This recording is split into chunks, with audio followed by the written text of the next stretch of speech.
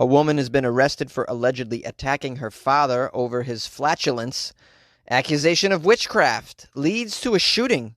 A man with a Mohawk is arrested after stealing a $6,000 puppy from a store, and a woman threatened another man over his sausage. These are the weird stories for Friday, and they're all out of Florida, because it's Florida Friday on Weird AF News, the only daily weird news podcast hosted by a comedian, and as far as I can tell, the only daily weird news podcast that has Florida Fridays.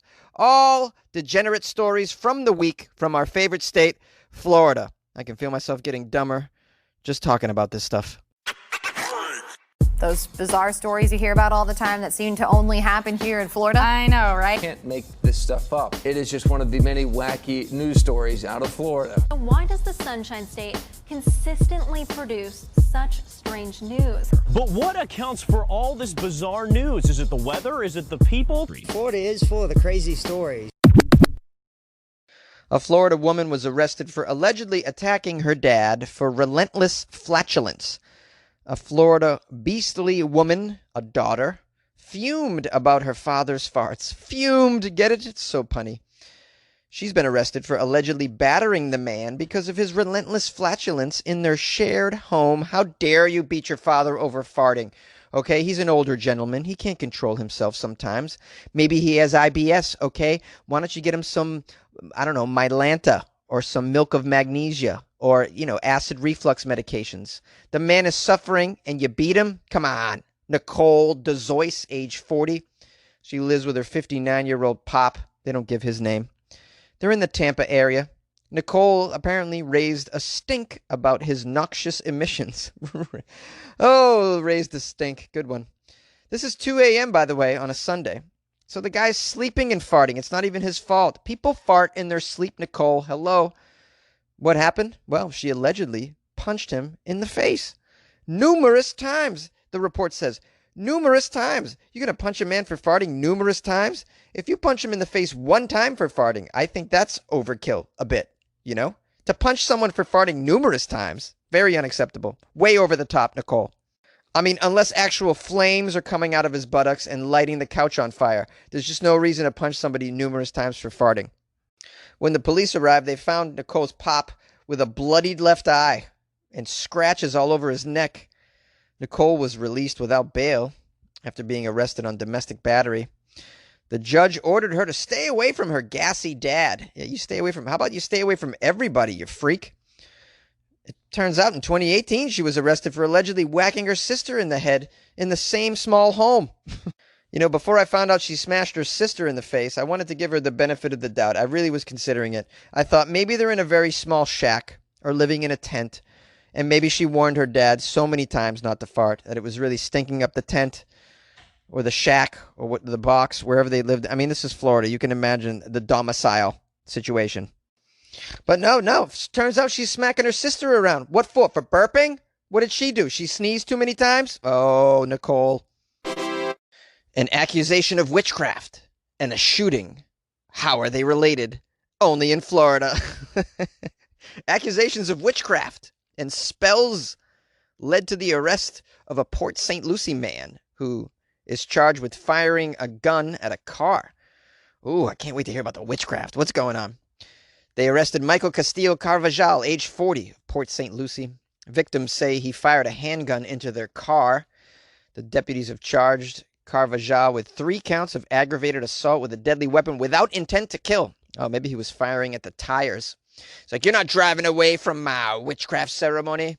That crazy witchcraft. The victims told the deputies that Carvajal and some others were at a home at 5 o'clock on Saturday, hosting a Santeria religious ceremony. Oh, no, not the Santeria. I don't practice Santeria. I ain't got no crystal ball. The first victim told deputies she was to pick up a friend from the home, but was afraid to go there because Carvajal believed she was a witch, had cast a spell on him. But is she a witch? Confess you're a witch! Or are you just on that Florida, girl? What did she do? Well, she went to the house. She parked her Lexus away from the home and walked close to the house and waited for her friend to come out. She told the deputies that the second victim came out and they walked together to the first victim's car. They got into the car, but soon later they switched seats. When they did, they saw a silver Chrysler passenger van belonging to Carvajal approaching them. The victims told arresting deputies that he blocked them in with his car. He got out and he leveled his pistol at the passenger window where she was sitting, and from about 20 feet away, he fired a single round. What about the witchcraft? The second victim was also in the first victim's car, confirmed the events to the deputy, told the deputies that the group was practicing some Santeria. You know, just practicing Santeria as you do on a Saturday in Florida. Why not? You know, come, check out our Santeria scene. As you can see, we've beheaded several chickens and dogs. You know, these are offerings to Beelzebub. I don't even know how Santeria works. Isn't it like voodoo of some sort? Anybody? No, I don't even want to know. But apparently, according to the report, the group considers one of those victims a witch, and they dislike her because of it. Well, I mean, isn't it beneficial to have a witch as part of your Santeria group? I mean, I feel like you have to have people like that to help you with everything. You know, this woman, if she is in fact a witch, she can help you with some casting of spells, maybe whip up a few brews, you know. And if the shit hits the fan and the cops show up, you can all just jump on the back of her broom and she can escape. To the Keys! Yay! It's Florida Friday, only on Weird AF News. A man with a Mohawk was arrested for stealing a $6,000 puppy from a store. I don't know why the Mohawk is so important. Pembroke Pines, Florida. Ooh, sounds like a lovely place. Pembroke Pines, raise your family here. Police arrested a man who allegedly stole a $6,000 dog from a pet store. That's a pretty pricey dog. I wonder what kind it was. 47-year-old Vahid Anthony McLaughlin. I assume that's the Mohawk man. He was charged with grand theft. Grand theft of a puppy, you Mohawk freak. The crime was reported Monday morning at a Petland store off University Drive. Store manager told the media that the man, who had a distinctive Mohawk hairstyle. You know, you can't just be running in and out of stores stealing shit with a Mohawk these days. People are going to recognize you. Jackass. He asked to see a pompapoo. That's what this Mohawk freak did. Could I please see a pompapoo? What is a pompapoo? Oh, man, a pompapoo is a cross between a Pomeranian and a toy poodle, bro. Oh, yeah, I've always wanted one, man. Can I play with it? Can I play with it? Let it run all over my Mohawk, man. I like to rub its belly with my Mohawk. This pompapoo. The manager said the man began acting erratically. No way. A Floridian with a Mohawk? Get out. He was acting erratically, specifically with the puppy. I don't know what he was doing to that poor puppy. Puppy's name was Toby. Ah, what were you doing to Toby in the store, you weirdo? Then he pushed an employee, this Mohawk dude, and he ran out of the store with the dog. There's a dog napping, man. The manager, Stephanie Victor, said, he said he wanted to take the puppy to the veterinarian. I tried to tell him we already did all that, you know, but he insisted, ran out of here with that Mohawk and the puppy. You know what he did, too? He left his ID here and his bicycle. He left his social security and his address with us, so obviously he just wasn't completely with it. Yeah, Stephanie, he wasn't completely with it. Most people aren't in your neighborhood. With all that information, the Pembroke Pines police were able to track down Mohawk McLaughlin and arrest him. And they found Toby. Hey! Unfortunately, what Petland employees feared was indeed what happened, as the puppy was mistreated and not properly cared for at all. He was in a cardboard box in his own urine. Unbelievable. He did not look good, Toby. I tell you, he was unresponsive, wasn't moving. He looked very skinny. He looked hypoglycemic. His gums were white. My goodness. How long did it take you to track this dude down? Weeks? You had his social security number and his ID. It took you how long, you dummies, to find this dude? Meanwhile, Toby, weeks inside a cardboard box in his own urine. Unbelievable, Florida cops. Come on. The good news is Toby's building back his strength. He has eaten. He's getting a little bit better. That's great news. You like podcasts? You're listening to my podcast. Maybe you thought to yourself, I'd like to make a podcast. Too difficult? No, not with Anchor. Anchor has free creation tools that allow you to record and edit your podcast from your phone or your computer. Anchor distributes your podcast to Apple, Spotify, Stitcher, and more. They have advertising integration, so you can even make a little money off your podcast. Everything you need to make a podcast in one place. Download the free Anchor app or go to anchor.fm to get started. And good luck with your podcast. Good luck with your creation. Good luck with your life, man. A Florida woman threatened a man over his sausage. Ocklawaha, Florida. A woman remains behind bars after she was arrested and charged with aggravated battery. On what? A man's sausage? What went down? A deputy responded to the Tall Pines Mobile Home Park. Oh boy, nothing good's happening at the Tall Pines Mobile Home Park. Every other mobile home's a meth lab, and each one in between is a whorehouse. The deputy arrived, though, at the mobile park. The victim stated that he was standing at the stove cooking sausage and asked the defendant, Yvonne Wilkerson, who was on the couch, if she might want any of that sausage, since he was cooking some sausage. The victim said that Yvonne didn't answer, so you know what? He cooked it anyway. He cooked up all that sausage just in case Yvonne wanted some. According to the affidavit, while the victim was cooking Wilkerson's sausage, Yvonne walked up behind him and pressed a knife into his genitalia. The victim stated that he had to reposition himself due to the pressure she had applied with the knife on his genitals. Yes, you got to reposition yourself. Otherwise, your genitals will get scarred for life if you have them left, if you're lucky enough to have them after this is all done. After all, this is a knife and some genitals in a mobile home in Florida. Yvonne stated, I'm going to put this up your ass. That's a quote. She said she's going to put it up your ass. The knife in the butt, that can't be a good thing. The victim said he had to beg her to stop due to the amount of pressure she was applying to his groinal area. Groinal, is that a word? Man, you can't even make someone sausage in Florida. They get pissed. According to the media, Yvonne lowered the knife. She pointed her finger in the victim's face and stated, You sorry son of a bitch. She then returned to the couch. The victim then grabbed his sausage, walked outside, and calmly called 911. This thing is just... Come on, man.